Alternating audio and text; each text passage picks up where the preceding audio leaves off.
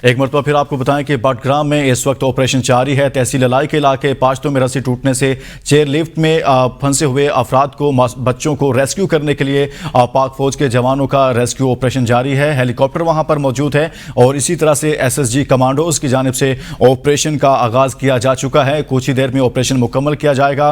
बहुत ही हसास ऑपरेशन है क्योंकि चेयर लिफ्ट की 3 में से 2 रस्सियां टूट चुकी हैं। एक रस्सी के सहारे पर इस वक्त चेयर लिफ्ट जो है वो फजा में एक तार के साथ लटकी हुई है और वहां पर आर्मी के दस्ते मौजूद हैं जो इस सारी सूरत हाल में रेस्क्यू ऑपरेशन का आगाज कर चुके हैं। इसी पर मजीद बात कर लेते हैं ब्यूरो चीफ पेशावर फरीदुल्लाह से। जी फरीदुल्लाह, बताइएगा, SSG कमांडोज की जानिब से ऑपरेशन का आगाज तो कर दिया जा चुका है, क्या बताया जा रहा है हुकाम की जानिब से, कब तक ऑपरेशन मुकम्मल कर लिया जाएगा?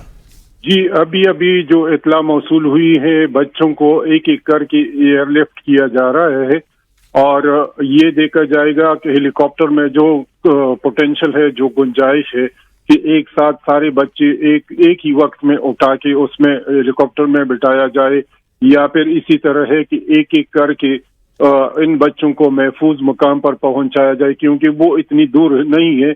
कमांडोज जो हैं, जो SSG कमांडोज हैं, वो ऑलरेडी एक एक बच्चे को उस केबल कार से उठा के हेलीकॉप्टर में बिठा रहे हैं। ऑपरेशन शुरू की गई है और यकीन है इंशाल्लाह कि ये एक 30-40 मिनट में ये ऑपरेशन, अगर ये एक एक बच्चे को उठा के महफूज जगह पे पहुंचा रहे हैं तो इसमें 15-20 मिनट लग सकते हैं, लेकिन ये है कि ऑपरेशन शुरू कर दिया है।